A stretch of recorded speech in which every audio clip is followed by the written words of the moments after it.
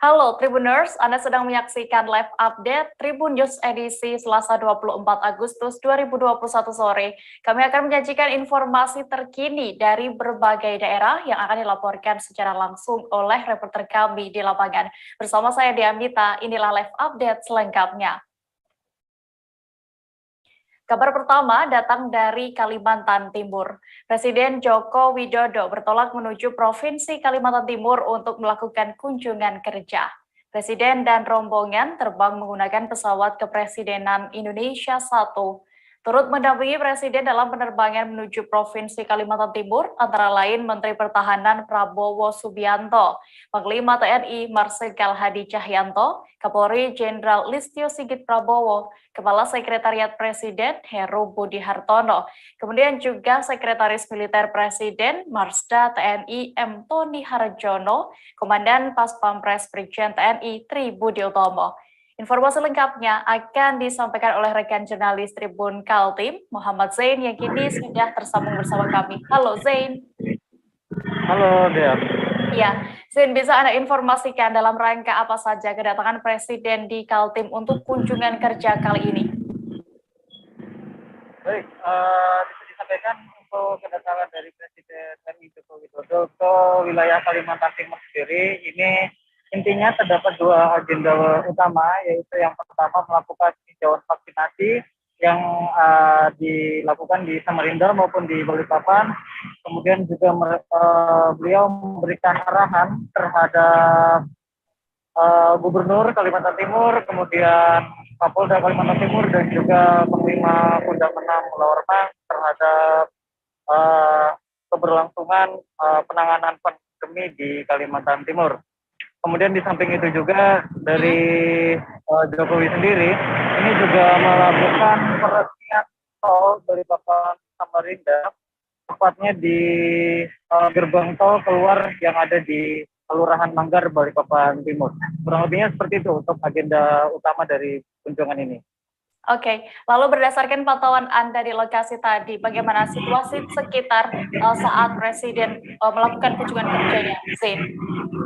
Baik, kalau untuk situasi dari sekitar sendiri, memang di beberapa tempat ini masyarakat dibatasi sehingga tidak ada akses bagi masyarakat maupun dari media langsung agenda ataupun kunjungan oleh Jokowi. Sehingga untuk masyarakat sendiri ini hanya bisa menunggu dari sisi terluar yang memungkinkan dan tetap menjaga protokol kesehatan. Kalau dilihat-lihat ketika Presiden Jokowi meresmikan tol Balikpapan Samarinda, untuk situasi sendiri tadi sempat padat karena memang untuk arus lalu lintas ini sempat ditahan terlebih dahulu untuk membiarkan atau melewatkan Presiden Jokowi menuju ke BSD Dome. Seperti itu. Ya, baik. Tribuners, tadi rekan Zain sudah berhasil mendapatkan keterangan dari Presiden Republik Indonesia Joko Widodo. Berikut liputan lengkapnya untuk Anda. Sore hari ini, alhamdulillah, telah selesai seluruh ruas jalan tol Balikpapan Samarinda sepanjang 97,3 km. Telah tuntas diselesaikan, telah tuntas dikerjakan. Ini juga menjadi momen bersejarah karena tol Balikpapan Samarinda merupakan jalan tol pertama di Pulau Kalimantan. Ini capaian yang patut kita syukuri. Karena kita ingin pembangunan infrastruktur itu tidak hanya terpusat di Pulau Jawa saja atau di Pulau Sumatera, tapi juga merata ke pulau-pulau yang lain. Kita harapkan dengan adanya jalan tol ini akan menciptakan titik-titik pertumbuhan ekonomi baru dan juga perbaikan jaringan logistik kita akan lebih baik, lebih efisien, dan lebih cepat, sehingga akan memperbaiki jaringan logistik kita, akan memperbaiki daya saing kita, utamanya komoditas-komoditas yang diproduksi di Provinsi Kalimantan Timur, sehingga akses semakin lancar dan bisa menurunkan biaya logistik. Dan tentu saja produk-produk ekspor dari provinsi ini akan memiliki daya saing yang tinggi, sehingga menjadikan ekonomi. Beralih ke informasi berikutnya, Tribuners. Menteri Sosial Tri Risma hari ini memberikan penghargaan penyelamatan uang negara terkait bantuan sosial.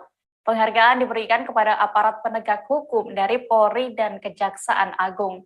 Dua lembaga itu diberi penghargaan karena dianggap selalu bersinergi dengan Kemensos untuk menindak penyelewengan dana bansos. Penghargaan diberikan secara simbolis kepada Kapolri Jenderal Polisi Sigit Prabowo dan Jaksa Agung Sanitiar Baharudin. Detail informasinya akan disampaikan oleh rekan wartawan dari Tribun News, Fahdi Fahlevi, yang kini sudah bergabung bersama kami. Halo Fahdi. Halo Dia. Iya, Fahdi, bisa Anda informasikan berapa banyak lebih detailnya laporan penyelewengan dana bansos yang masuk ke Kemensos saat ini? Baik Dea, tadi Menteri Sosial Tri Risma hari ini memang tidak merinci jumlah laporan yang masuk ke pihaknya atau Kemensos. Namun laporan Risma mengatakan laporan yang masuk kepadanya mencapai ratusan, bahkan dirinya menjelaskan bahwa laporan tersebut mencapai tebalnya hingga 1 meter setiap harinya. Tadi Risma juga mengungkapkan bahwa para pelapor penyelewengan dana bansos ini dari daerah biasanya melampirkan data secara lengkap, sehingga data-data tersebut selanjutnya dapat di-follow up atau ditindaklanjuti oleh pihak aparat penegak hukum dari kepolisian dan kejaksaan. Begitu Dia. Ya, lalu sudah berapa banyak kasus penyelewengan bansos yang kini ditangani oleh aparat penegak hukum? Ya, terima kasih Dia.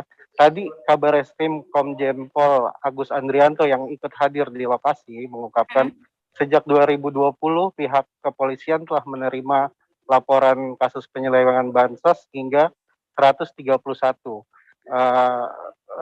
Agus merinci sejauh ini sebanyak 13 kasus masih dalam proses penyidikan, sementara 35 kasus masih dalam penyelidikan. Sekitar 57 kasus ada yang dihentikan penyelidikannya, namun 26 kasus lainnya dilimpahkan ke pihak aparat pengawas internal pemerintah atau APIP, yang dalam hal ini adalah BPK. Begitu Dia. Oke, lalu terkait dengan penghargaan ini, apakah aparat penegak hukum lain juga akan mendapatkan penghargaan serupa, Fahdi? Ya benar Dia. Tadi Menteri Sosial Tri Risma hari ini mengatakan bahwa nantinya ke depannya Kemensos akan memberikan penghargaan serupa kepada aparat penegakan hukum dari KPK, BPK maupun BPKP, seperti itu Dia. Iya, Fahdi, berdasarkan informasi yang berhasil Anda himpun, apakah tadi Mensos Risma juga sempat menyinggung terkait bansos untuk masyarakat yang terdampak PPKM ini akan dilanjutkan atau bagaimana? Apakah ada informasi? Ya, tadi Risma juga sempat menyinggung terkait hal tersebut, namun Risma belum dapat memastikan apakah bansos PPKM ini akan diperlanjutkan. Risma beralasan bahwa saat ini perekonomian masyarakat sudah mulai bergerak, sehingga sepenuhnya masyarakat sudah bisa melaksanakan menjalankan roda ekonomi, seperti itu Dia. Iya, Tribuners, tadi rekan Fahdi berhasil mendapatkan keterangan dari Menteri Sosial Tri Risma hari ini. Berikut liputan lengkapnya untuk Anda. Bentuknya ada yang komplain, misalkan tidak semua kasusnya memang ada pungutan dan sebagainya, bukan. Tapi ada yang komplain, kenapa saya tidak terima, kenapa ini terima, begitu. Tapi kan tetap namanya harus saya tindak lanjuti, gitu. Kalau hanya seperti itu, saya tugaskan untuk staff saya lakukan survei. Kami akan berikan di tempat untuk BPKP dan tempat KPK.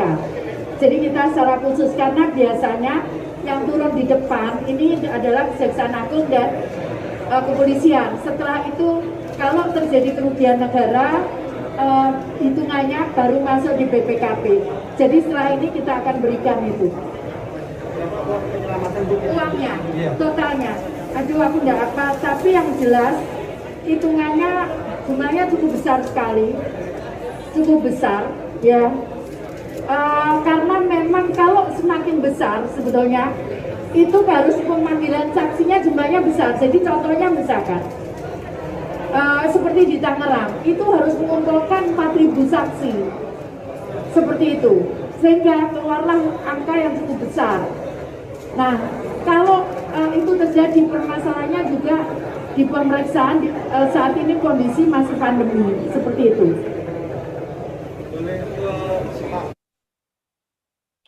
Sekjen DPP PDI Perjuangan Hasto Kristianto bertemu dengan Sekjen Partai Gerindra Ahmad Muzani pada hari ini Selasa 24 Agustus.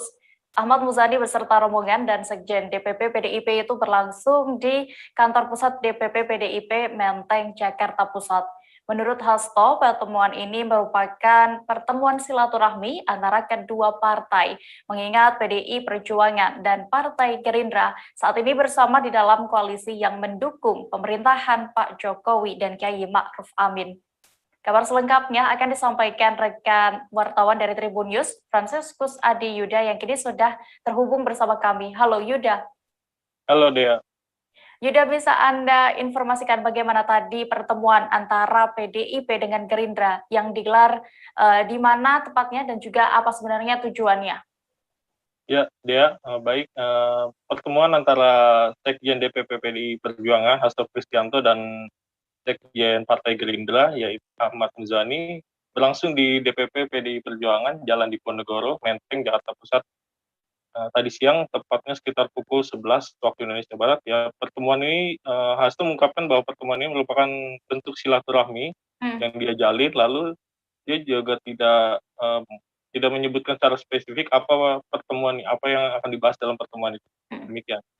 Oke, lalu apakah ada sebuah menu khusus yang disajikan PDIP ini untuk menyambut kehadiran Partai Gerindra?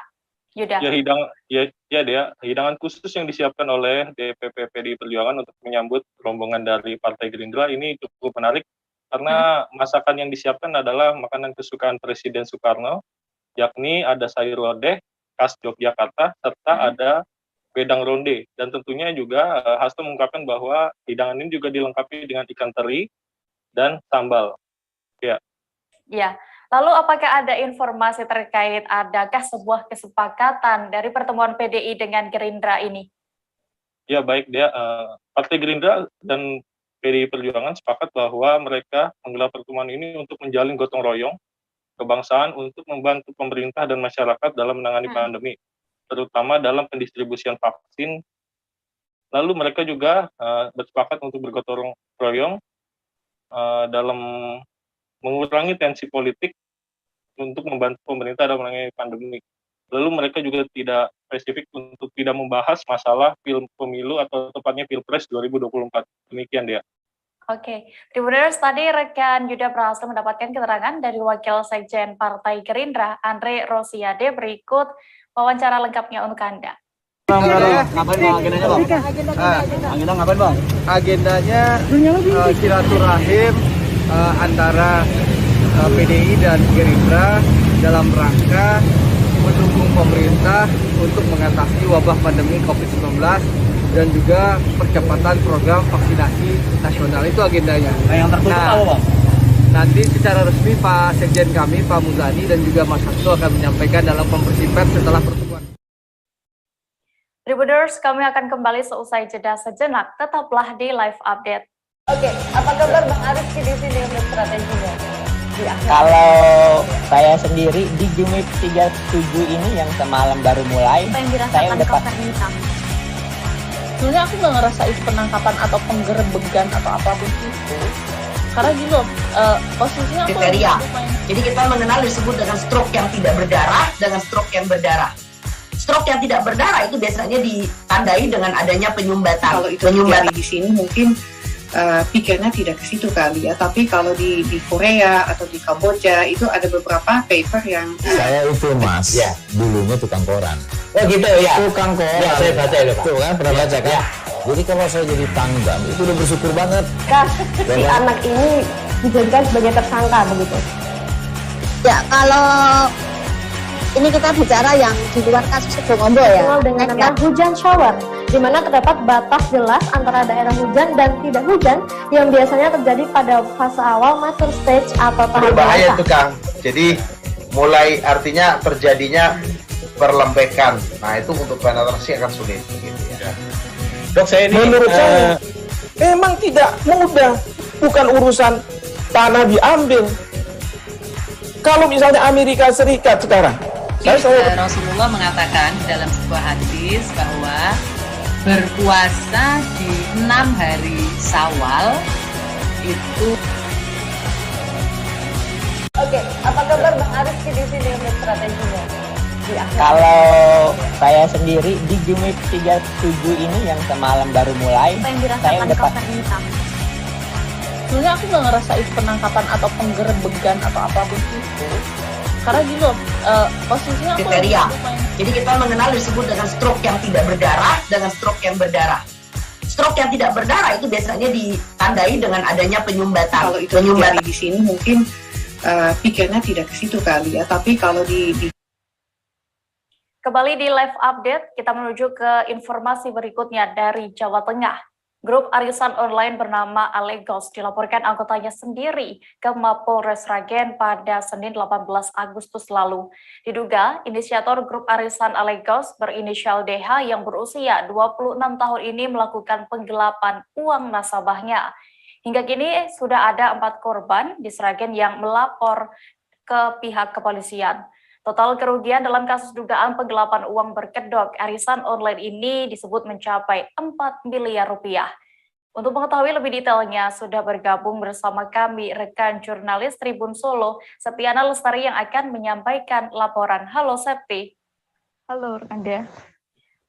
Bisa Anda jelaskan Septi, awal diketahui penipuan dan sistem arisan online ini sebenarnya bagaimana?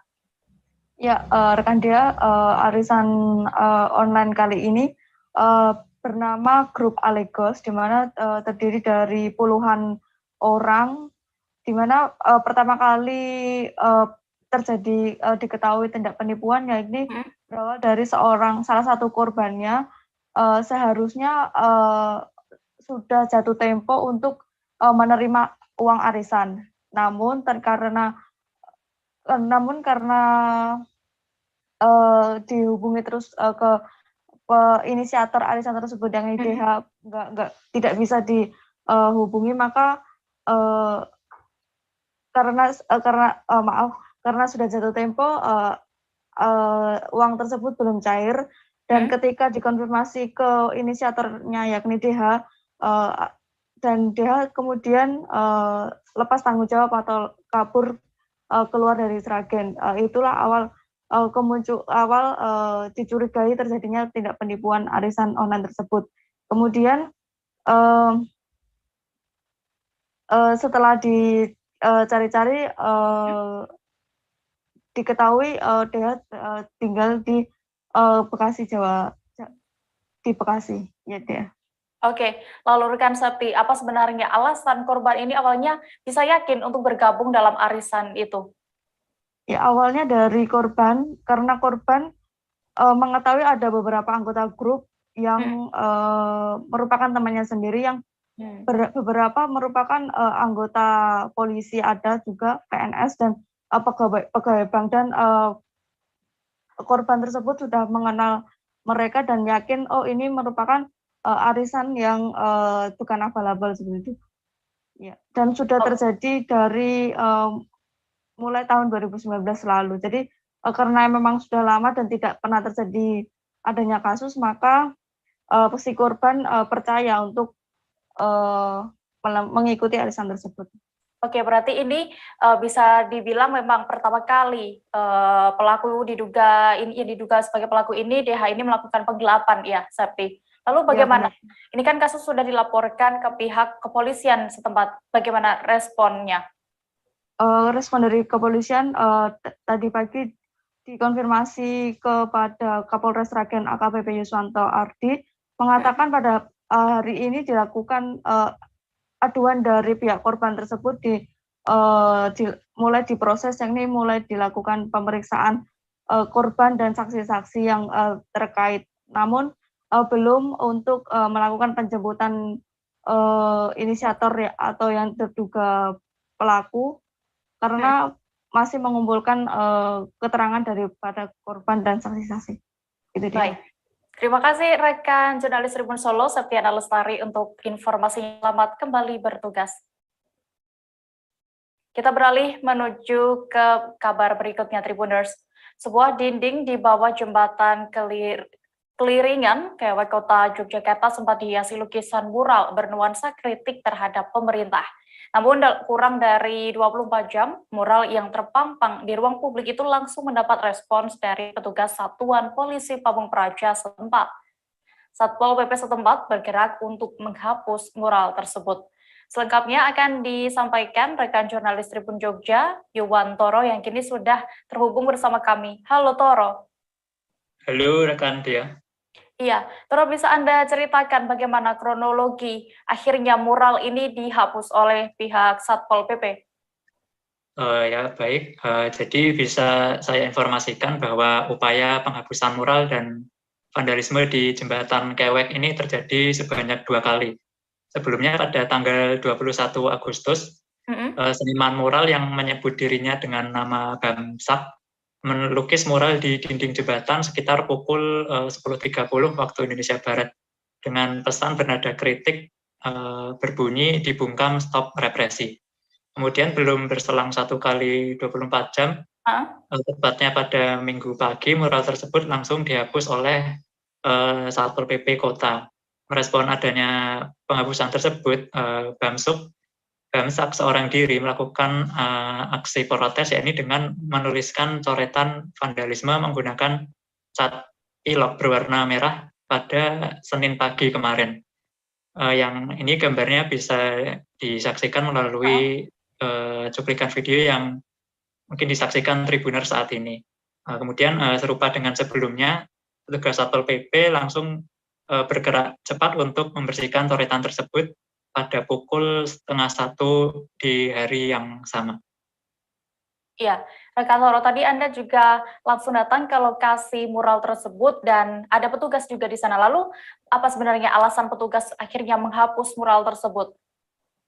Ya, jadi menurut Wakil Komandan Operasi Lapangan Wilayah Utara Satpol PP Kota Jogja, Ahmad Solihin, menurut penuturannya saat ditemui di lokasi saat hendak melakukan pembersihan, menurutnya pihaknya melakukan pembersihan karena mural tersebut dianggap melanggar aturan. Jadi aturan yang dimaksud adalah Perda nomor 18 tahun 2002 tentang pengelolaan kebersihan dan tindakan vandalisme di Kota Yogyakarta.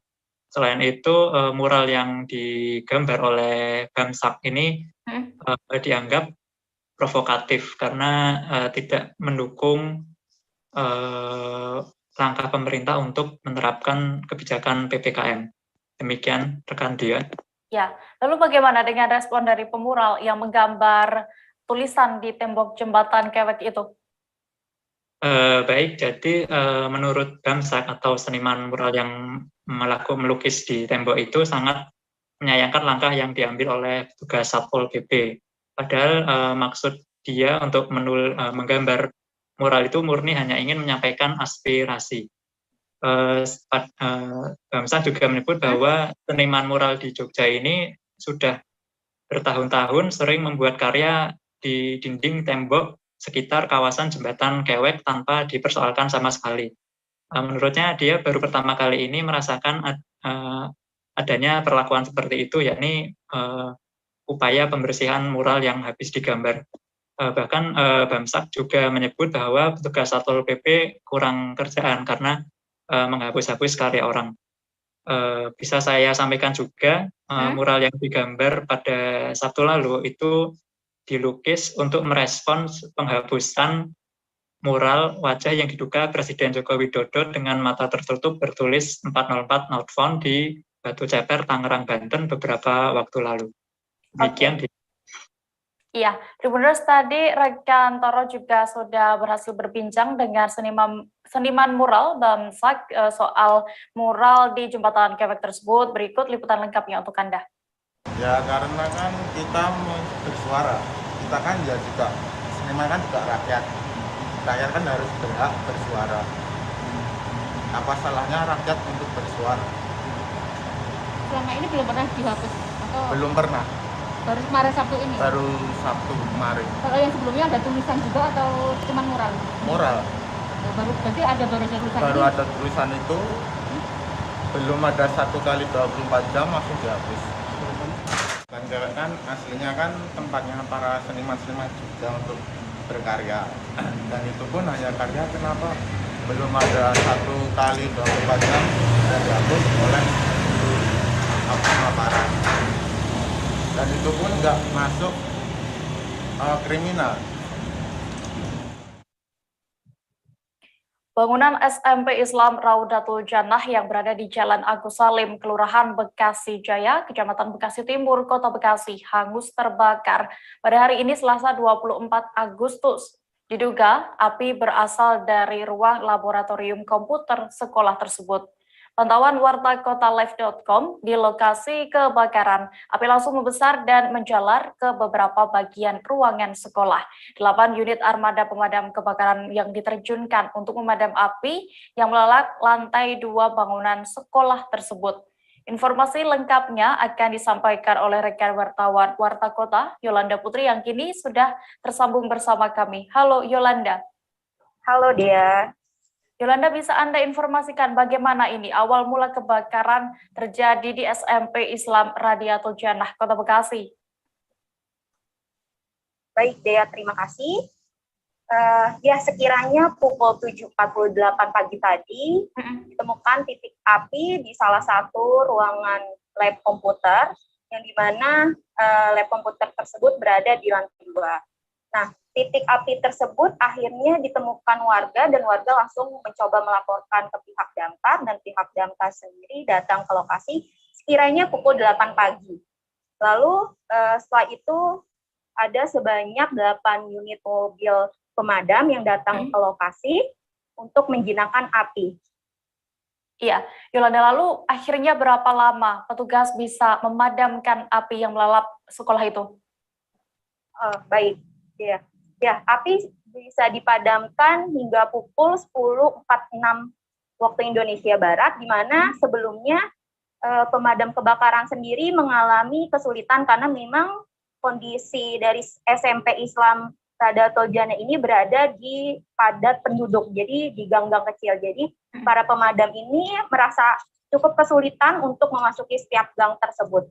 Nah, menurut pantauan jurnalis Warta Kota, memang di lokasi kebakaran api langsung membesar dan menjalar ke beberapa bagian ruangan sekolah. Terlihat beberapa mobil pemadam berusaha memadamkan api yang terus menjalar ke ruangan lainnya. Akibat kebakaran tersebut, Jalan Raya Agus Salim sempat ditutup untuk mempercepat proses pemadaman. Setelah itu juga petugas nampak kesulitan memang untuk memadamkan api sebab titik api berada sebuah gang padat penduduk. Ketahui kebakaran sendiri pertama kali terlihat dari sebuah ruangan. Memang pertama dari lab komputer itu, Dea. Ya, lalu berdasarkan informasi yang berhasil Anda himpun, Yolanda, berapa total kerugian yang ditaksir dari kebakaran ini? Ya, baik Dea, memang setelah tadi saya mencoba mewawancarai, mengkonfirmasi Kepala Dinas Pemadam Kebakaran Kota Bekasi, yaitu Aceng Solahuddin, kerugian yang ditaksir hingga mencapai 2,5 miliar. Bangunan seluas 300 meter tersebut hangus terbakar, di mana ada beberapa berkas yang tidak bisa diselamatkan dan hanya beberapa berkas juga yang berhasil diselamatkan. Jadi lebih banyak berkas yang tidak. Keliling nggak ada apa-apa. Saya pulang lagi, nyala-nyala sekitar setengah 6 pagi nyala. Saya aktivitas, turun ke bawah, tidur lagi. Nah, sekitar jam 7.30, dibangunin istri. Raudatul Jannah kebakaran. Begitu saya lihat api udah besar api. Cuman anak ngaji, kata anak cerita ke ibunya, dari lab itu ada asap. Dari ruangan lab ya? Lab, ya ada asap. Di situ labnya itu langsung membesar. Bukan ada ledakan. Sempat ada ledakan? Nggak ada, ledakan nggak ada ya. Cuma paling ledakan dari kaca pecah aja. Ini sekolahan apa pesantren? Yayasan ya? Ini sekolah Islam, Rodatul Jannah, yayasan. Kebetulan karena yang nggak ada aktivitas, jadi nggak ada orang juga ya Pak? Nggak ada korban jiwa. Cuman kalau lihat dari kerusakan hampir seluruhnya ya. % lah. Kalau yang atas semua kena. Pemadam datang jam berapa sih? Sekitar jam 8-an lewat ya. Itu Bapak yang langsung melaporkan? Semua banyak yang melaporkan. Langsung ya? Iya. Kompak dah banyak. Kompak ya, langsung buru-buru ya. Api langsung gede gitu. Lagi besar. Tapi emang kolam ini lagi nggak ada aktivitas. Nggak ada aktivitas. Ya, untungnya lagi nggak ada aktivitas ya Pak. Ya. Pas ini juga Pak, angin gedenya cepat tadi di lokasi. Ya, sempat ada tiupan angin. Agak lumayan, nggak terlalu gede, agak lumayan, cuman arahnya ke arah mana? Timur ya? Ya ke arah timur angin.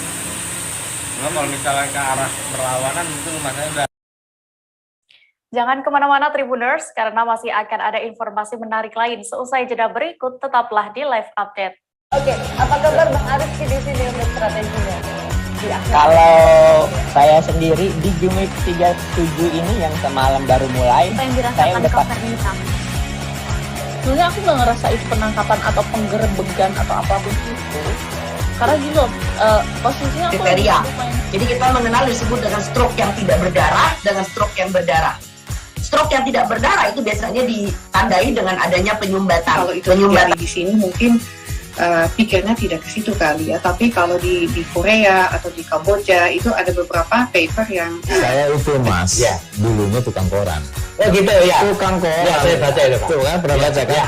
Jadi kalau saya jadi tanggam itu udah bersyukur banget. Kasus si anak ini dijadikan sebagai tersangka begitu. Ya kalau ini kita bicara yang di luar kasus Bongombo ya. Dengan nama hujan shower, di mana terdapat batas jelas antara daerah hujan dan tidak hujan yang biasanya terjadi pada fase awal mature stage atau tahap berbahaya itu Kang. Jadi mulai artinya terjadinya perlembekan. Nah itu untuk penetrasi akan sulit. Begitu, ya. Dok, saya ini menurut saya memang tidak mudah, bukan urusan tanah diambil. Kalau misalnya Amerika Serikat sekarang, Rasulullah mengatakan dalam sebuah hadis bahwa berpuasa di 6 hari Syawal itu. Oke, apa kabar Bang Aris di sini untuk strateginya? Kalau saya sendiri di Jumip 37 ini yang semalam baru mulai, saya udah sebenarnya aku nggak ngerasa itu penangkapan atau penggerebegan atau apapun itu. Karena gini loh, posisinya kriteria. Jadi kita mengenal disebut dengan stroke yang tidak berdarah dengan stroke yang berdarah. Stroke yang tidak. Tribuners, terima kasih Anda masih menyaksikan live update. Kita menuju ke kabar berikutnya. Pemerintah resmi memperpanjang PPKM hingga tanggal 6 September 2021 khusus wilayah luar Jawa dan Bali. Berdasarkan instruksi Mendagri nomor 27 tahun 2021, Kalimantan Barat masuk dalam kategori PPKM level 3. Kepala Dinas Kesehatan Provinsi Kalimantan Barat, Harrison, mengatakan bahwa keluarnya penilaian tersebut atas penilaian yang telah dilakukan dari minggu lalu. Detail informasinya akan disampaikan langsung oleh rekan wartawan Tribun Pontianak, Anggita Putri yang kini sudah bergabung bersama kami. Halo Anggita. Halo. Anggita, bisa Anda informasikan bagaimana suasana telah diperpanjangnya PPKM level 3 kali ini di Kalimantan Barat? Baik, untuk Kalimantan Barat sendiri telah ditetapkan masuk dalam PPKM level 3 berdasarkan instruksi Mendagri yang telah dikeluarkan nomor 27 tahun 2021, di mana untuk daerah di luar Jawa dan Bali itu untuk perpanjangan PPKM akan diperpanjang mulai 24 Agustus hingga 6 September. Nah, untuk hari ini sendiri Kalimantan Barat untuk kondisi khususnya di Kota Pontianak masih tetap menerapkan PPKM level 3 yang masih sama pada minggu sebelumnya. Sedangkan untuk evaluasi yang telah dilakukan bahwa memang dengan telah diterapkannya aturan-aturan yang diberlakukan oleh Pemda, khususnya seperti di Kota Pontianak itu dianggap mampu untuk menekan kasus konfirmasi di Kota Pontianak. Begitu juga daerah-daerah di Kalimantan Barat yang memang sejauh ini juga masuk pada PPKM level 3. Iya, lalu bagaimana dengan hasil evaluasi dari penerapan PPKM level 3 sebelumnya, Anggita? Ya, berdasarkan evaluasi yang disampaikan oleh Kepala Dinas Kesehatan Provinsi Kalimantan Barat, Harrison, mengatakan bahwa memang untuk penerapan PPKM level 3 sebelumnya udah dianggap lumayan efektif untuk menekan kasus konfirmasi COVID-19. Tidak hanya di Kota Pontianak, melainkan seluruh wilayah di Kalimantan Barat yang memang telah bebas dari PPKM level 4, di mana untuk saat ini, untuk dari segi indikator dalam penerapan PPKM level 3 sendiri, untuk kasus konfirmasi itu tercatat bahwa dari 43 per 87 kasus konfirmasi per 100.000 penduduk per minggu. Sedangkan untuk kasus rawat inap di rumah sakit Sekalbar itu mencapai 10,42% per 1.000 penduduk per minggu. Di mana untuk kasus kematian yang tercatat sekarang ini di angka 1,82 per 100.000 penduduk. Nah, sedangkan untuk kasus testing dan tracing sendiri, untuk testing masih dianggap terbatas di angka 21,72%, di mana untuk tracing sendiri masih di angka 3,03%, di mana dalam satu kasus konfirmasi itu hanya dilakukan tracing terhadap 3 orang, sedangkan untuk efektifnya itu biasanya untuk satu kasus konfirmasi dilakukan tracing terhadap 14 orang yang ada di sekitar kasus konfirmasi tersebut. Oke, Anggita, lalu apa saja langkah ke depan yang akan dilakukan Pemprov Kalbar? Dari pemerintah Provinsi Kalimantan sendiri, khususnya dari Kepala Dinas Kesehatan, Harrison mengatakan bahwa ia menegaskan untuk masyarakat agar tetap prokes dalam menjalankan kedisiplinan seperti menggunakan masker 2 lapis dan juga mengingatkan agar tidak melakukan kegiatan-kegiatan yang tidak terlalu penting, jauhi kerumunan dan sering mencuci tangan. Selain itu meminta agar pemerintah kabupaten kota juga menggencarkan untuk pelayanan vaksinasi.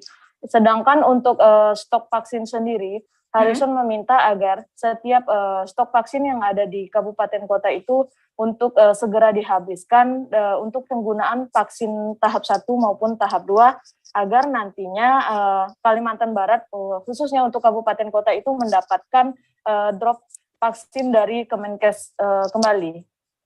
Iya, Anggita, tadi juga sudah sempat melakukan wawancara bersama Kepala Dinas Kesehatan Kalimantan Barat, Harrison. Berikut liputan lengkapnya untuk Anda.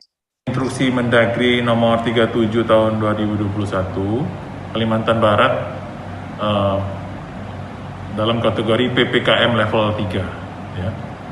Nah, itu sebenarnya penilaian dari minggu yang lalu. Itu ada 6 indikator ya. Jadi untuk indikator kasus konfirmasi itu 43 per 87 kasus konfirmasi per 100.000 penduduk per minggu. Ya. Sedangkan untuk rawat inap di rumah sakit ada 10,42 per 100.000 penduduk per minggu yang dirawat di rumah sakit. Ya.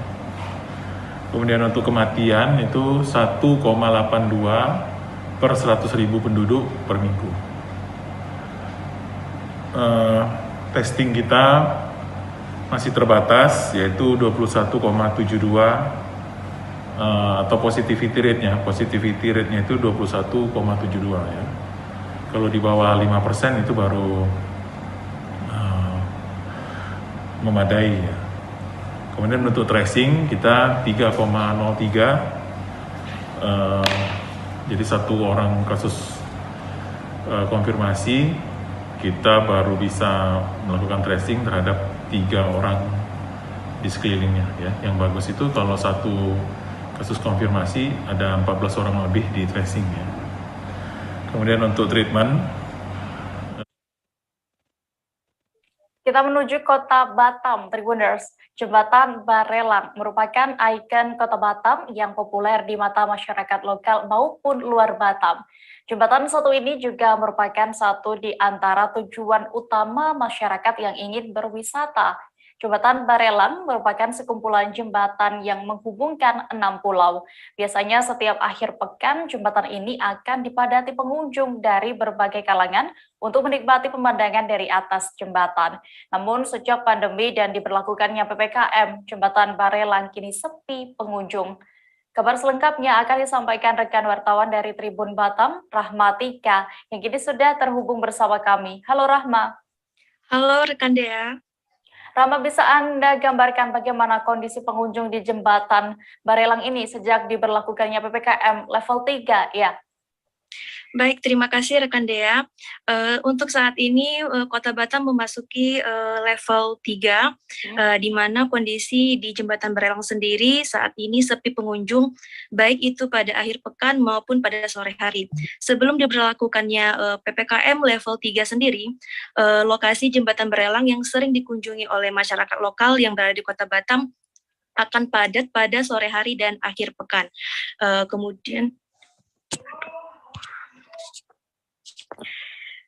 Kemudian sejak diberlakukannya PPKM level 3 ini, beberapa pengunjung sepi, baik itu dari muda-mudi dan bagi masyarakat yang berada di luar Kota Batam seperti Tanjung Pinang, Lingga, Bintan, dan wilayah lainnya.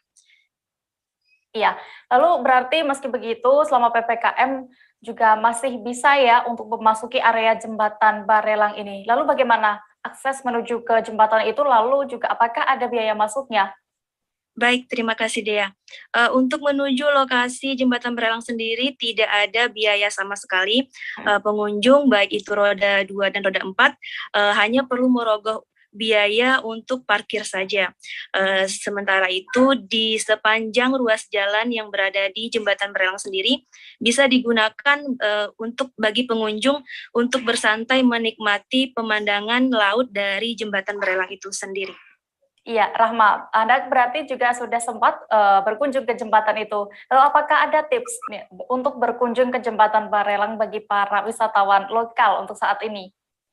Baik, untuk para pengunjung khususnya masyarakat di Kota Batam sendiri yang biasanya memang menjadikan Jembatan Barelang ini sebagai tujuan wisata akhir pekan dan pada sore hari untuk meluangkan waktu sejenak bisa dikunjungi sekitar pada bulan Januari hingga bulan Juli. Sementara itu pada bulan Agustus sampai bulan September mendatang kondisi cuaca di Kota Batam sendiri diguyur hujan dengan intensitas ringan dan intensitas sedang, sehingga disarankan pengunjung tidak berkunjung dulu untuk saat ini karena dikhawatirkan beberapa ruas jalan digenangi air. Dikarenakan juga rekan Dea, saat ini di simpang menuju lokasi Jembatan Barelang sendiri sedang ada pekerjaan jalan sehingga menghambat akses lalu lintas di sekitar Jembatan Barelang itu sendiri. Oke, terima kasih rekan Rahmatika melaporkan dari Kota Batam. Selamat kembali bertugas. Kita beralih ke informasi berikutnya. Dinas Kesehatan Kota Tangerang menyuntikkan dosis pertama vaksin jenis Pfizer kepada pemain Persikota Tangerang di Puskesmas Panunggangan Barat, Kecamatan Cibodas, Kota Tangerang pada hari ini, Selasa 24 Agustus. Padahal semalam Wali Kota Tangerang Arif R. Wismansyah mengatakan pihaknya akan memberikan vaksin COVID-19 jenis Pfizer ini untuk masyarakat umum. Nyatanya dari pantauan langsung di lokasi, para pemain Persikota menjadi penerima vaksin COVID-19 jenis Pfizer di puskesmas tersebut untuk pertama kalinya. Lantas kenapa harus para pemain Persikota yang disuntikan pertama kali menggunakan jenis vaksin Pfizer? Dan untuk mengetahui lebih detailnya, sudah bergabung bersama kami rekan jurnalis Tribun Jabar, Kemal Kimi Setia yang akan menyampaikan laporan. Halo, Kemal. Ya, sore Dea. Ya, Kemal, bisa Anda gambarkan, informasikan bagaimana kondisi saat vaksinasi Pfizer perdana ini untuk pemain Persikota Tangerang?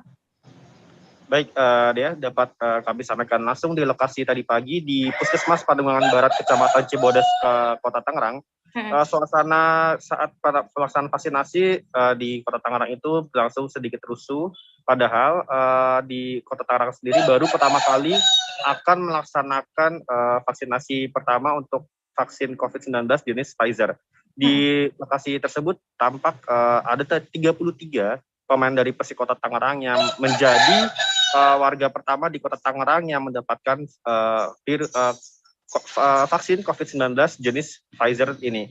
Dari pantauan langsung di lokasi, tampak proses vaksinasi tampak rusuh sebab dikarenakan adanya para ASN dari Puskesmas Pademangan Barat yang tampak sangat antusias sekali untuk mendokumentasikan vaksin yang berasal dari Amerika Serikat tersebut.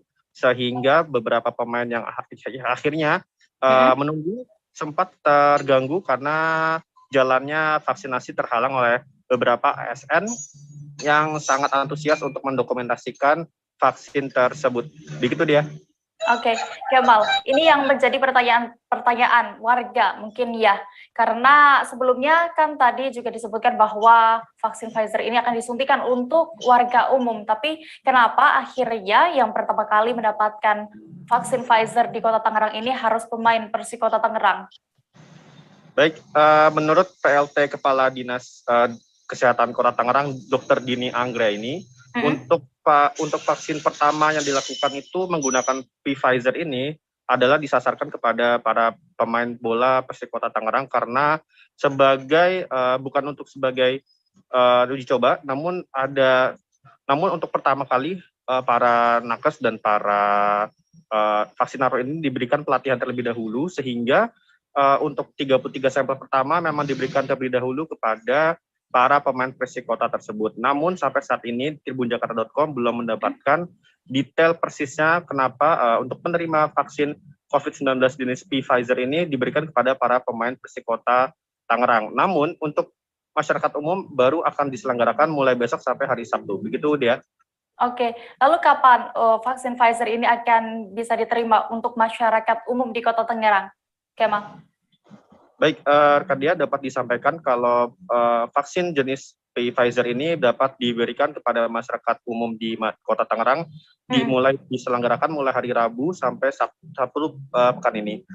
Untuk lokasinya akan dibagi dua saja untuk vaksin jenis Pfizer ini, yaitu di Puskesmas Pademangan Barat Kecamatan Cibodas Kota Tangerang, lalu di RSUD Kota Tangerang.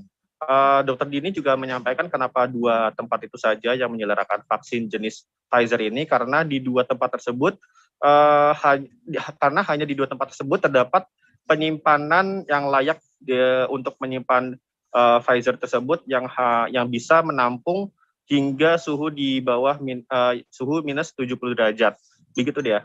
Oke, Tribuners, tadi rekan Kemal juga berhasil melakukan wawancara bersama PLT Kepala Dinas Kesehatan Kota Tangerang, Dini Anggra. Ini berikut keterangan lengkapnya untuk Anda. 30 orang ya sayangnya. Dari? 30 orang. Apa, Persik Kota?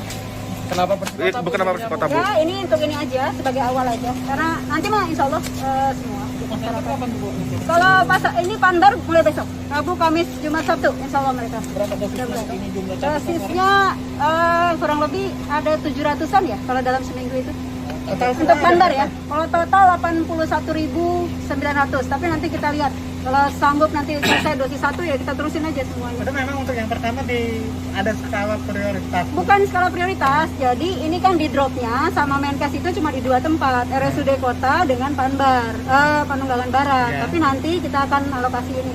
Ini karena dia nggak boleh sembarangan itunya, apa namanya penyimpanannya. Jadi dia pakai thermal siper, suhunya mesti minus 70 ya kalau nggak salah tuh. Ntar lihat deh. Ya, jadi dia nggak bisa langsung begitu, makanya ditempatkan di lokus dulu, nanti diambil dulu gitu ya, banyak ininya. Kesiapan nakesnya gimana, Bu? Kesiapan nakesnya? Nakes, kenapa? Untuk vaksinatornya? Insya Allah sama aja, cuma caranya aja, maka ini dicoba dulu, lihat, teman-teman ngelihat dulu, ngoplosnya, misalnya di sini kan sekarang 0,3 dia, setiap kali suntik 0,3.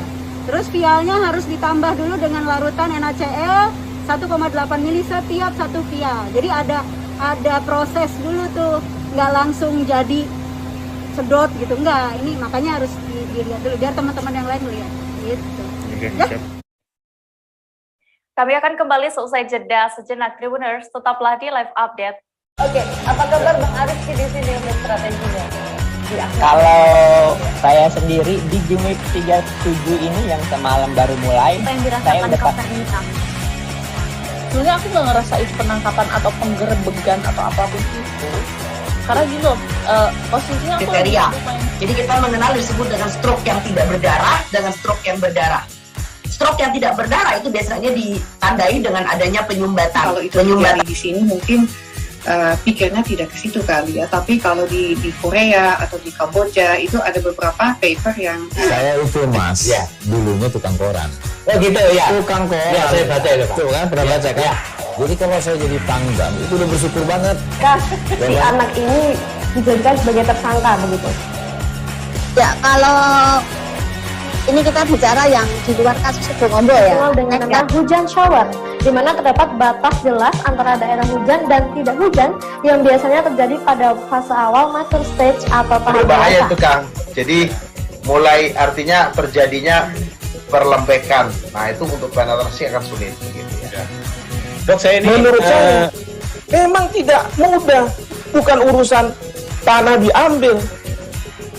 Kalau misalnya Amerika Serikat sekarang, Rasulullah mengatakan dalam sebuah hadis bahwa berpuasa di 6 hari Syawal itu.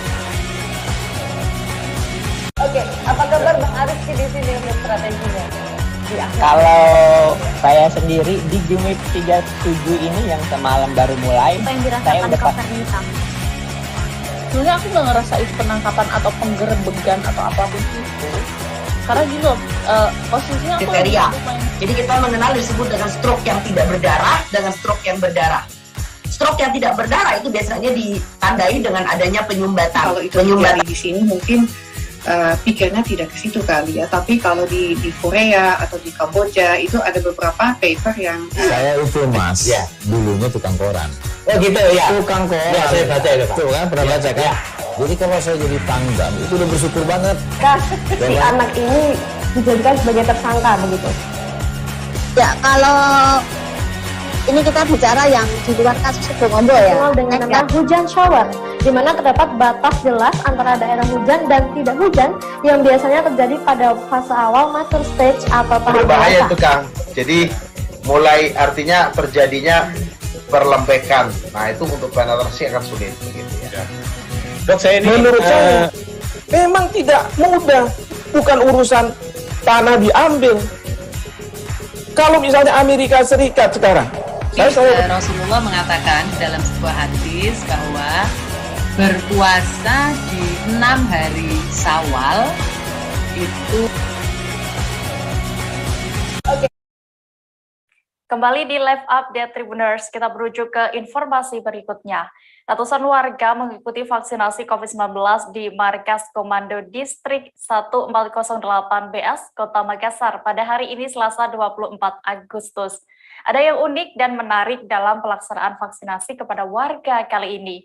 Pasalnya, penyelenggara menggunakan tank tempur lapis baja yang telah disulap menjadi tank ambulans. Selain dapat merasakan sensasi duduk dalam kabin belakang kendaraan lapis baja tersebut, warga juga terlihat antusias bersuah foto dengan latar belakang tank. Selengkapnya akan disampaikan rekan jurnalis Tribun Timur, Muslimin Emba, yang kini sudah terhubung bersama kami. Halo Emba. Ya, Dea dan Tribuners. Ya.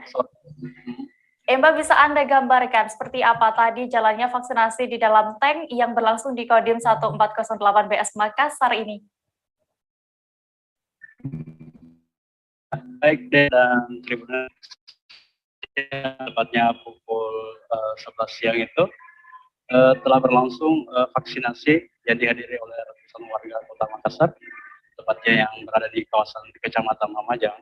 Itu mengikuti vaksinasi dengan dihadirkan sebuah tank atau kendaraan lapis baja yang sudah disulap menjadi ambulans tank atau tank ambulans gitu. Jadi warga yang hadir untuk vaksinasi kedua tadi itu diarahkan untuk masuk ke dalam tank saat proses penyuntikan vaksin. Jadi mereka disuntik vaksin di dalam kabin tank itu dia. Oke, Mbak, ini sangat unik sekali ya, menarik sekali. Pasti juga warga sangat antusias untuk bisa melakukan vaksinasi di dalam tank tersebut. Lalu apa sebenarnya alasan pihak Kodim menghadirkan tank ambulans ini? Ya, dari penjelasan dari pihak Dandim 1308 tadi, kehadiran tank ini adalah upaya untuk memasifkan vaksinasi di Kota Makassar, yaitu dengan menarik minat warga untuk selain mengikuti vaksin juga dapat pelajaran gitu atau edukasi terkait dengan alutsista TNI Angkatan Darat dengan menyaksikan lebih dekat dan dapat edukasi terkait fungsi dan dari alutsista tersebut. Ya. Oke, lalu berdasarkan informasi yang Anda himpun, berapa target vaksin yang dilakukan untuk hari ini, Mbak? Ya, untuk hari ini ada 600 peserta sesuai dengan jumlah vaksinasi tahap pertama yang dilakukan beberapa hari sebelumnya. Dan sekedar informasi juga dia, warga yang hadir terlihat antusias. Kenapa? Sebab setelah vaksin beberapa menit sebelum waktu istirahat itu totalnya sudah mencapai 500-an peserta begitu. Padahal vaksinasi ini ditargetkan sampai sore begitu. Ya. Oke. Tribuners, tadi rekan Emba berhasil mendapatkan keterangan dari Dandim 1408 BS Kolonel Dwi Irbaya Sandra. Berikut liputan lengkapnya untuk Anda. Vaksin kedua setelah vaksin pertama dulu sudah dilaksanakan, sehingga saat ini kedua untuk dosisnya kita menyesuaikan berapa yang pertama kemarin kita berikan, hari ini sudah melanjutkan vaksin yang pertama tadi. Tadi sudah berapa banyak yang total untuk hari ini sampai dengan pukul siang ini untuk jumlahnya kurang lebih 500 sampai 600 orang warga Kota Makassar. Ini menyiapkan tank sendiri seperti apa? Ya, ini kan beda dengan vaksin pertama, nggak dalam tank ini, vaksin kedua dalam tank ini seperti apa? Seperti apa, ada konsep sendiri yang disiapkan pihak Kodim atau seperti apa? Baik, ini kita rencanakan kita datangkan adanya tank ambulan untuk didatangkan di Kodim ini dalam rangka memperbesar, memasifkan kegiatan vaksin ini di wilayah Kota Makassar. Jadi sebagai pengetahuan juga bagi warga masyarakat dan juga sebagai daya tarik pastinya, mungkin mereka belum pernah melihat kendaraan tempur TNI Angkatan Darat, salah satunya tank AMX ini. Harapan kita dengan adanya ini semakin banyak orang yang akan melaksanakan vaksinasi sesuai dengan kebijakan dari pemerintah pusat dalam Bapak Presiden untuk memasifkan tank tersebut. Jadi sebagai informasi juga, tank ambulan ini digunakan pada saat kegiatan tempur, manakala ada warga atau anggota kita yang mungkin terluka. Nah, saat ini dalam situasi pandemi, Angkatan Darat juga merasa mempunyai tanggung jawab moral untuk sama-sama memasifkan kegiatan vaksin, sehingga tank ambulan ini kita fungsikan untuk melaksanakan vaksinasi. Harapan kita Tribuners, kebiar vaksinasi kembali dilakukan oleh tenaga kesehatan dari Puskesmas Jatiwangi dan Loji Dinas Kesehatan Majalengka. Lokasi gebiar vaksinasi ini berada di kantor Kecamatan Jatiwangi.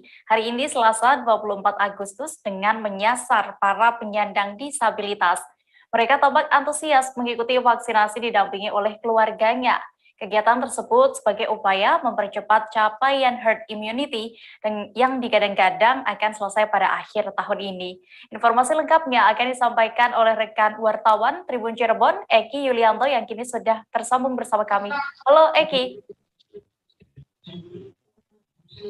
Halo, sore Dea. Iya, Eki, bisa Anda informasikan bagaimana pelaksanaan vaksinasi disabilitas kali ini di Majalengka? Ya, baik Dea, pelaksanaan vaksinasi dengan menyasar para penyandang disabilitas di Kecamatan Jatiwangi ini pada umumnya sama ya dengan masyarakat lainnya ketika divaksinasi. Hanya saja para penyandang disabilitas ini harus didampingi oleh keluarga, baik dari orang tua, saudara, maupun tetangga dalam proses vaksinasi. Baik dari ketika antri, screening oleh vaksinator maupun penyuntikan vaksin. Mereka tidak bisa secara mandiri ya mengikuti seluruh instruksi dari petugas. Keterbatasan dari para masing-masing penyandang disabilitas ini ya menjadi alasannya. Namun kendati demikian, para penyandang disabilitas ini sangat antusias ya. Bahkan beberapa di antaranya sudah menunggu ya sejak pagi hari. Ya, salah satunya yang berhasil saya wawancarai yaitu Dida ya, warga desa Jatisura, kecamatan setempat, di mana Dina mengaku sudah lama menunggu dirinya ingin divaksin ya. Dida mengaku bahwa vaksin dianggap perlu ya untuk meningkatkan imun dan mencegah dari virus corona. Lalu jenis vaksin apakah yang digunakan untuk menyuntik para penyandang disabilitas ini, Eki? Ya, dari keterangan Camat Jatiwangi, Roni Setiawan mengatakan bahwa ada 2 jenis ya vaksin yang digunakan dalam vaksinasi kali ini. Ada vaksin jenis Sinovac dan Sinopharm. Tentu bagi kategori usia remaja dan lansia, vaksin yang digunakan yaitu Sinopharm ya. Sementara untuk masyarakat kategori lainnya di lain lansia dan remaja itu pakai Sinovac. Vaksin jenis Sinopharm ini merupakan bantuan ya. Kita ketahui bahwa bantuan dari Uni Emirat Arab yang di-dropping ke pemerintah pusat, lalu dilanjutkan menyasar ke pemerintah provinsi dan diakhiri di pemerintah kota atau kabupaten. Ya, gelaran vaksinasi ini petugas puskesmas menyediakan sekitar 103 dosis vaksin ya yang menyasar para penyandang disabilitas khususnya di Kecamatan Jatiwangi. Oke, Eki, berdasarkan informasi yang Anda himpun, sebenarnya apakah penyandang disabilitas ini termasuk golongan yang sebenarnya rentan tertular virus corona? Ya, baik, menurut keterangan dari pihak tenaga kesehatan setempat bahwa pihaknya memang memprioritaskan para penyandang disabilitas ini untuk menjalankan vaksinasi ya. Pasalnya mereka menjadi salah satu kategori yang orang yang rentan juga tertular virus, baik secara langsung karena infeksi maupun tidak langsung karena pembatasan untuk mengurangi penyebaran virus. Ada beragam resiko, hambatan tergantung faktor usia, identitas gender, jenis disabilitas, etnis, orientasi seksual, dan status migrasi ya. Ya, menurut tenaga kesehatan setempat juga, alasan penyandang disabilitas lebih beresiko tertular COVID, yaitu salah satunya diantaranya hambatan dalam menerapkan langkah-langkah kebersihan dasar ya, misal kayak mencuci ya, pompa air atau cuci tangan yang mungkin tidak dapat diakses secara fisik ya. Demikian ya. Oke, Tribuners, tadi rekan Eki juga sudah mewawancarai Camat Jatiwangi dan juga salah seorang penyandang disabilitas yang menerima vaksin. Berikut liputan lengkapnya untuk Anda. Tadi dilaksanakan vaksinasi bagi keluarga kita kaum disabilitas Kecamatan Jatiwangi dari target 103 orang. Di antaranya memang ada yang karena kurang sehat tidak bisa dilaksanakan. Kita juga untuk melayani mereka tadi dilaksanakan juga kolaborasi dengan puskesmas, ada program Jaka Imah, jadi yang tidak bisa hadir kita langsung datang ke sana. Ya. Tadi sempat memberikan paket sembako itu gimana? Itu tadi ada juga kita berkolaborasi dengan Balai Wiataguna dari Bandung. Jadi khusus Jatiwangi karena kita kebetulan ada akses juga, kita mencoba kolaborasi kerjasama koordinasi dengan Balai Wiataguna Bandung. Alhamdulillah kita mendapatkan 103 paket sembako ya bagi kaum disabilitas yang terdampak. Saat hari ini itu berapa sih? Tadi yang kita udah awal catat ada 103, tapi ada juga susulan ya, sekitar sebetulnya hampir sekitar 50-an, tapi memang tidak bisa hadir semua karena memang juga karena ada yang screeningnya memenuhi syarat ya, karena kondisinya atau yang lain-lain, jadi kurang lebih sekitar 85 yang ini 4 tadi kita di desa, tadi 81 setelah ketahui kita layani di sini. Oke, terima kasih Pak.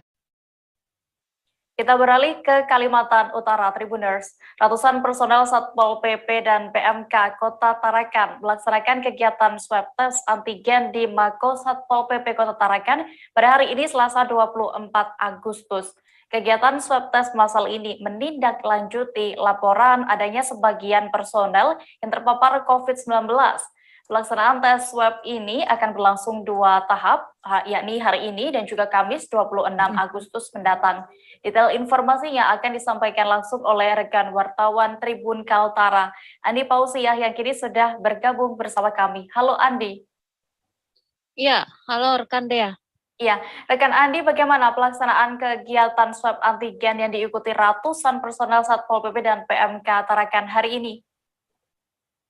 Ya, baik rekan Dea. Selamat sore Tribuner, saya Andi melaporkan dari Kota Tarakan, Provinsi Kalimantan Utara. Ya, dapat saya sampaikan pada pukul 8 pagi tadi, ratusan personel Satpol PP dan PMK Kota Tarakan berkumpul di Mako Satpol PP dan PMK Kota Tarakan. Adapun mereka dalam rangka melaksanakan kegiatan swab antigen secara massal. Dan pelaksanaan swab antigen secara massal ini sendiri dilaksanakan setelah adanya beberapa personel Satpol PP yang terpapar COVID-19. Dan pelaksanaannya sendiri sejak pagi tadi hingga pukul 13 WITA siang berjalan lancar tanpa adanya hambatan. Demikian, Dea. Oke, Andi, lalu sebenarnya berapa banyak jumlah personel yang sebelumnya dinyatakan terpapar ini? Ya, Dea. Memang sebelum kegiatan swab massal dilakukan, diinformasikan ada total 12 personel Satpol PP dan pemadam Kota Tarakan yang terpapar COVID-19. Dan dari 12 personel juga mengontak erat, total ada 5 personel. Namun dan 12 personel ini sendiri saat ini sedang menjalani isolasi mandiri di rumah masing-masing. Begitu juga kontak erat dari 12 personel ini juga sudah menjalankan kegiatan swab antigen dan sudah dinyatakan negatif, namun sebagian masih ada yang menjalani isolasi mandiri. Demikian ya. Oke, lalu berdasarkan pantauan Anda di lokasi tadi dan juga informasi yang Anda himpun, bagaimana dengan hasil swab test dari personel yang baru dilakukan swab hari ini, Andi? Ya, baik Dea. Hari ini sampai dengan pukul 13 WITA siang, total 165 sampel yang diuji, ada 2 yang dinyatakan positif. Selanjutnya dikatakan Kepala Satpol PP dan PMK Kota Tarakan, Hani Matiksan, 2 orang positif ini akan ditindaklanjuti oleh pihak Dinkes Tarakan dan menugaskan kepada tim Satgas yang ada di puskesmas masing-masing,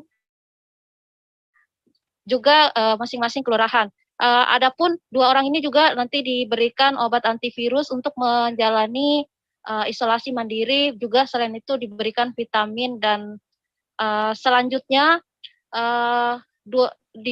untuk 2 orang yang dinyatakan positif ini akan terus dipantau oleh tim Satgas.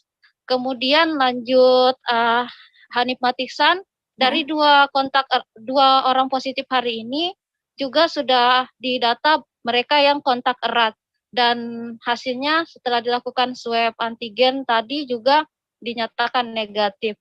Dikatakan Hanif Matiksan lagi, memang kegiatan swab massal ini adalah instruksi langsung yang disampaikan, yang diturunkan dari Wali Kota Tarakan, Dr. Hairul M.Kes, mengingat pekerjaan yang dilaksanakan oleh Satpol PP sangat rentan karena memang selalu melaksanakan patroli setiap malam selama PPKM level 4 berlangsung di Kota Tarakan. Demikian dia. Ya, Tribuners, tadi rekan Andi juga sudah melakukan wawancara bersama Hanif Matiksan selaku Kepala Satpol PP dan PMK Kota Tarakan. Berikut keterangannya. Selama ini kan teman-teman di Satpol PP ada yang terkena di klaster mana dia terkena nih, apakah sedang tugas atau dari rumah atau dari keluarga. Sehingga kami rapat kemarin di rumah Pak Wali Kota pada hari Minggu itu bersama-sama terkait perintah Pak Wali Kota akan swab antigen. Alhamdulillah hari ini swab antigen dilaksanakan. Ini ada 2 kali ya. Nanti hari ini sebanyak 125 orang. Dilanjutkan hari Kamis tanggal 26 itu sebanyak 129. Jadi jumlah Satpol PP dan PMK ini sebanyak 254. Nah, kemungkinan nanti sampai 254, karena 254 ini ada yang sudah yang tercover di swab, yang ada kontak erat itu sama 5 hari. Mungkin udah di swab lagi karena kemarin baru selesai hasilnya. Nah, jadi semuanya jumlah seluruhnya 254 Satpol PP dan PMK. Ini termasuk tenaga kontrak atau tenaga honornya nih. Ini salah satu antisipasi ya Pak ya, agar kan Satpol PP dan juga PMK kan ini banyak bersentuhan ya Pak ya dengan masyarakat. Berinteraksi sama masyarakat. Iya, jadi ini salah satu antisipasinya ya Pak ya? Iya, antisipasi untuk memutus rantai ini kan, untuk di kantor-kantor nih. Yang terpapar kemarin berapa Pak?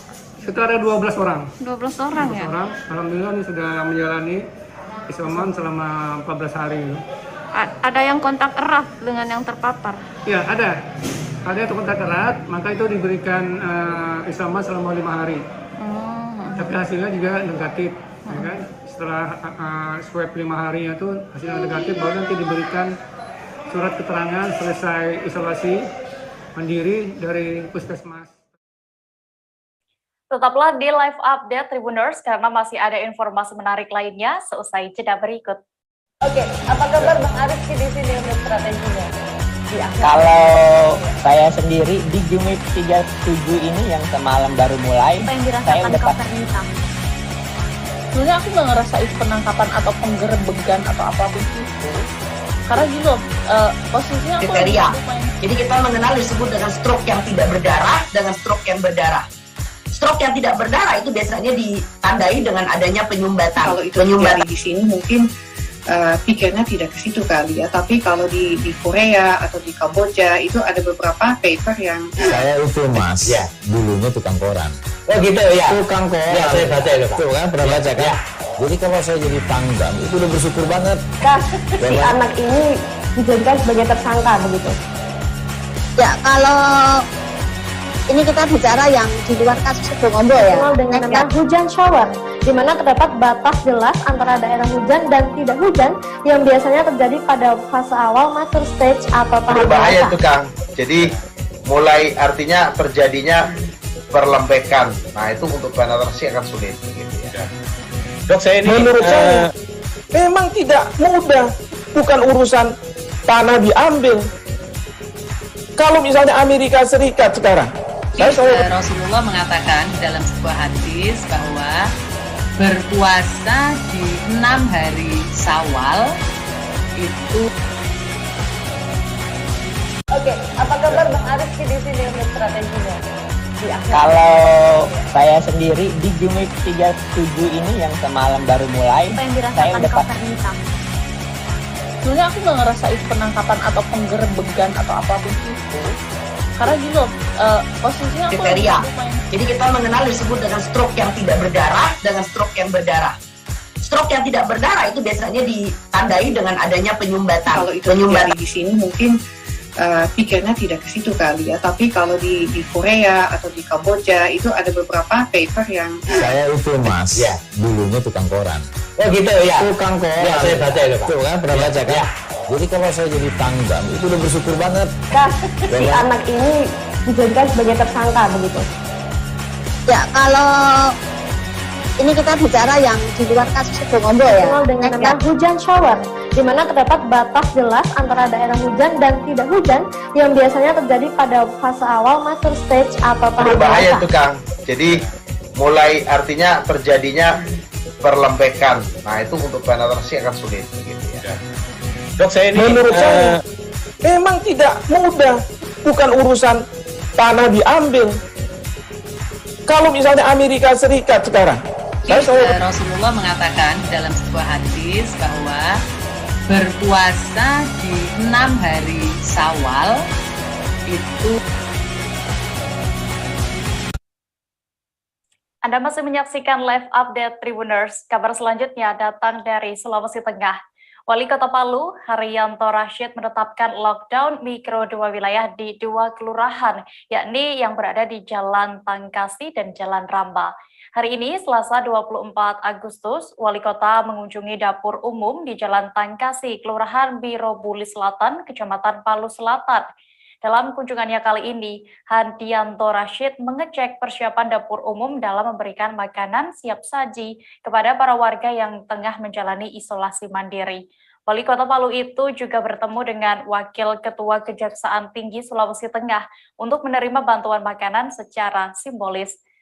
Kabar selengkapnya akan disampaikan rekan wartawan dari Tribun Palu, Alan Syahrir, yang kini sudah terhubung bersama kami. Halo Alan. Iya, Saudara Dea. Iya, rekan Alan, berapa jumlah warga yang menjalani isolasi mandiri di 2 kelurahan tersebut ini? Oke, Dea. Menurut data Satgas COVID-19 Kota Palu, per tanggal 23 Agustus, kasus aktif di Kelurahan Birobuli Selatan sebanyak 68 kasus. Sedangkan untuk kasus aktif di Kelurahan Birobuli Utara sebanyak 120 kasus. Dea. Iya.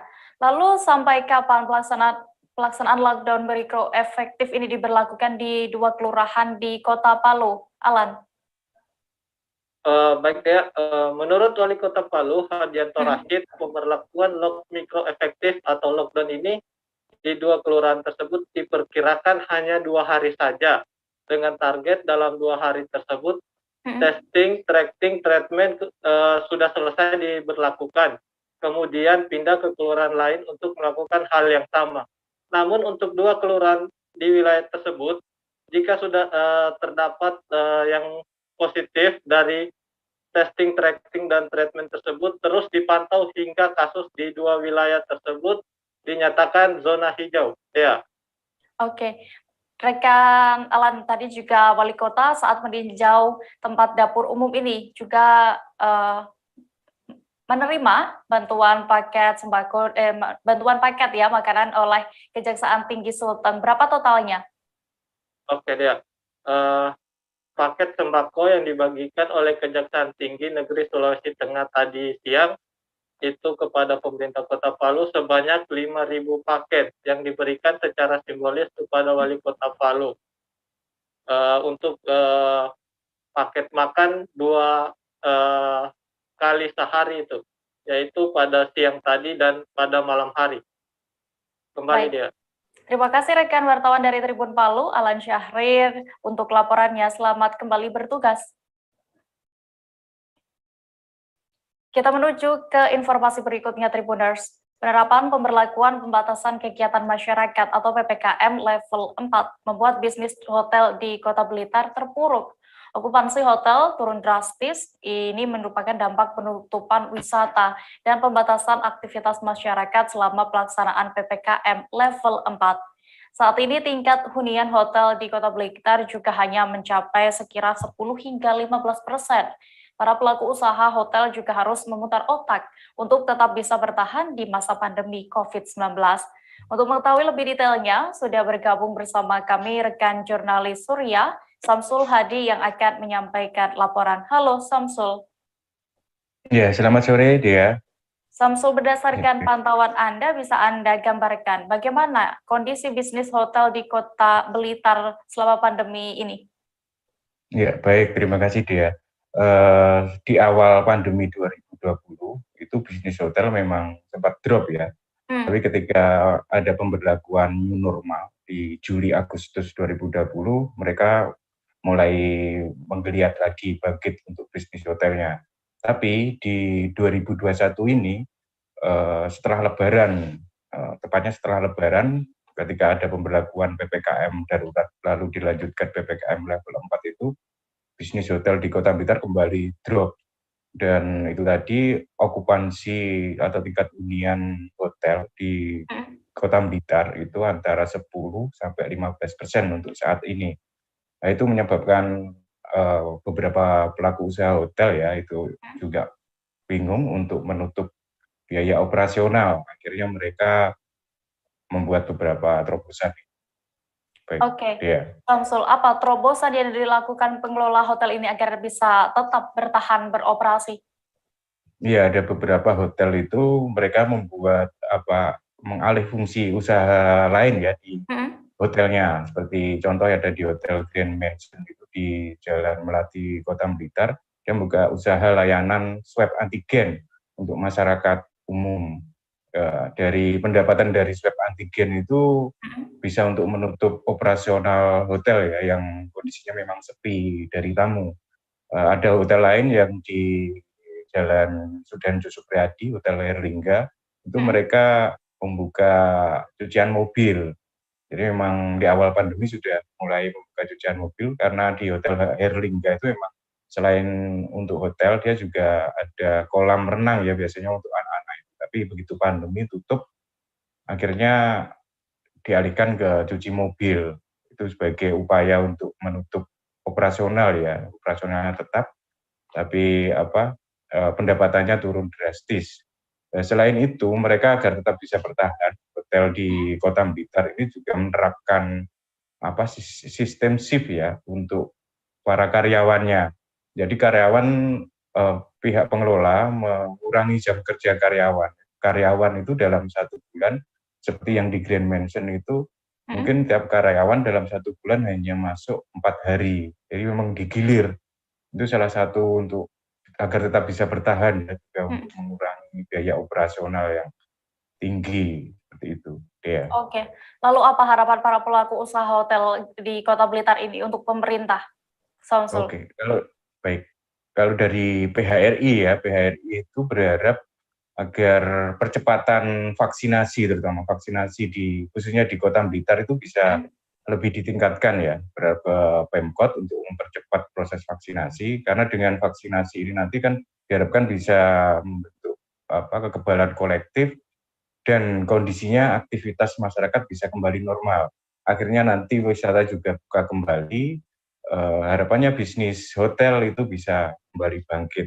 Itu yang diharapkan para pelaku usaha hotel, karena mereka sampai hari ini di Kota Blitar itu ada sekitar 14 hotel, dan mereka tetap bertahan buka meskipun dengan kondisi yang berat ya di pandemi. Oke. Seperti itu dia.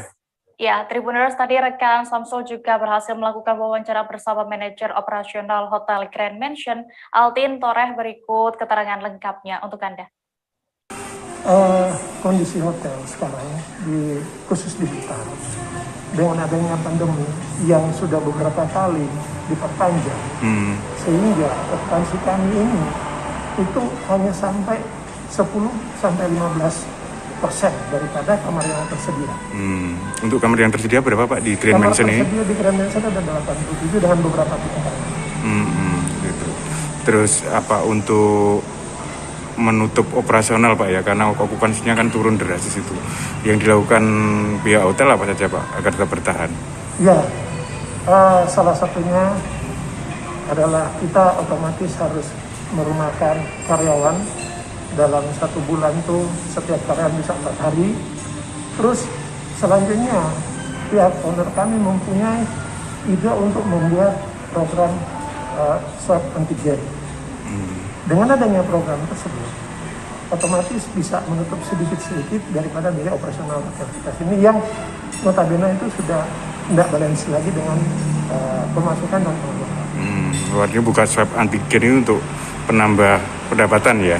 Betul. Iya. Itu untuk umum Pak, swab antigen itu? Swab antigen ini untuk umum, bukan hanya untuk tamu hotel. Tamu hotel. Oke, iya. Kalau untuk pekerja itu di shift ya? Iya. Artinya nggak di PHK, tapi mereka sistem kerjanya diatur seminggu masuk, seminggu libur nggak gitu? Atau gimana? Nah, itu seperti tadi yang saya sudah katakan dari awal, bahwa kita di sini terpaksa harus merumahkan karyawan itu 4 hari setiap karyawan dalam 1 bulan. Oke, mengurangi jam kerja berarti ya? Mengurangi jam kerja mereka agar supaya kita punya kosnya tidak tinggi. Gitu. Oke. Kita ya drop banget ya, antara 10-15% kita. Okupansinya ya? Okupansinya. 10-15%. Jadi dari pihak marketingnya hotel-hotel akhirnya kita harus giat nelponin satu-satu di database. Kita bilang kita udah aman segala macam, tapi mereka tetap takut gitu loh. Karena mungkin dari mereka zonanya udah zona merah masuk ke zona yang orange, mereka takut. Oke. Terus untuk para pelaku usaha hotel ini untuk bertahan seperti apa Pak? Ya beberapa hotel ada yang memperlakukan unpaid leave ya untuk karyawannya Mbak. Karyawannya ya. Di shift Pak gitu ya? Di shift, terus ada yang alih usaha mereka buka kuliner atau usaha perbengkelan atau cuci mobil gitu. Jadi tetap mereka hotelnya tetap tapi ada alih fungsi lainnya. Iya. Itu untuk nutup operasional ya. Iya, karena ya yang diharapkan kan dari relaksasi pajak, relaksasi segala macam itu ya. PDAM, relaksasi BPJS-nya, iurannya kan bisa ditunda gitu. Tetap bayar, tetap tunda. Oh, oke. Terus ya, untuk di Kota Blitar ada berapa hotel, Pak? Kota Blitar ada 14 hotel, 40 restoran. 40 restoran. Iya. Tapi sampai hari ini belum ada hotel yang artinya kolab sampai nggak ada ya. Mereka tetap bertahan ya. Iya, tetap bertahan ya. Meskipun dengan itu. Mudah-mudahan udah kembali lagi secepatnya ya. Okay. Padahal kita udah belajar new normal, tapi akhirnya di bulan Januari ya kita drop lagi. Termasuk untuk PHK pekerja juga enggak ya? Belum ada ya atau apa? Enggak ada. Enggak ada. Akhirnya ya cuma di shift itu ya. Iya. Oke, makasih Pak ya. Kita beralih ke Provinsi Sulawesi Utara, Tribuners. Di tengah pandemi COVID-19, berolahraga mungkin merupakan salah satu kunci untuk menjaga kebugaran tubuh. Banyak sarana dan prasarana olahraga penuh dengan masyarakat yang datang untuk jogging dan mungkin juga sekedar jalan sehat. Meskipun begitu, di Kabupaten Bolmong, Provinsi Sulawesi Utara ada satu sarana olahraga yang sudah dibangun, namun tidak kunjung juga terpakai. Sarana olahraga ini adalah lapangan tenis yang ada di Kecamatan Lolak, Kabupaten Bolmong. Selengkapnya akan disampaikan rekan wartawan Tribun Manado, Nilton Dorado, yang kini sudah terhubung bersama kami. Halo Nilton. Halo rekan Dea, selamat sore. Baik, Nilton, bisa Anda informasikan sebenarnya sejak kapan lapangan tenis ini tidak terpakai?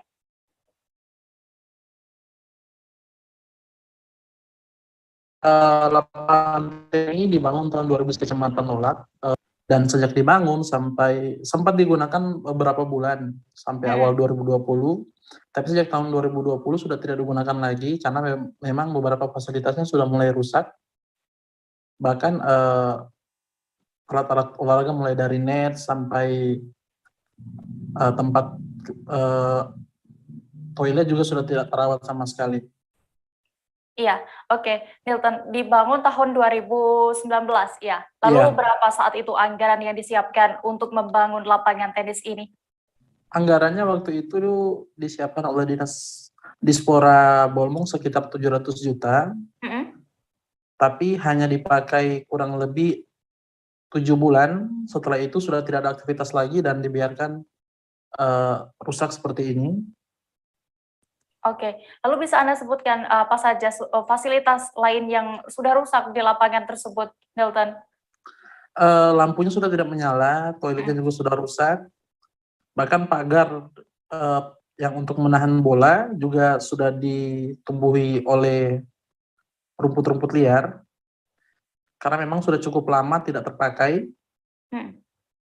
Nah, karena lapangan ini sangat dekat dengan taman kota, tapi memang aktivitasnya sama sekali tidak ada, dan taman kotanya juga sudah mulai rusak. Oke, lalu apakah ada rencana perbaikan dari pemerintah setempat, Nilton, berdasarkan informasi yang Anda terima? Rencananya di anggaran APBD tahun 2022 nanti akan kembali diperbaiki. Tapi pihak Dispora masih akan mengalokasikan dana, besarannya belum bisa dipastikan kapan, tapi mereka memastikan akan segera melakukan perbaikan. Sekian, Mbak Dea. Baik, terima kasih rekan Nilton Dorado melaporkan dari Kabupaten Bolmong, Sulawesi Utara. Selamat kembali bertugas. Tribuners, informasi tadi sekaligus menutup perjumpaan kita dalam live update petang ini. Jangan lupa untuk terus memperbaharui kabar terupdate lainnya hanya di kanal YouTube Tribun News. Dan lantaran masih di tengah pandemi, kami kembali mengingatkan untuk selalu menerapkan protokol kesehatan dimanapun Anda berada. Mewakili kru yang bertugas, saya Diamita pamit. Terima kasih dan sampai jumpa. Jangan lupa like, subscribe, dan share ya.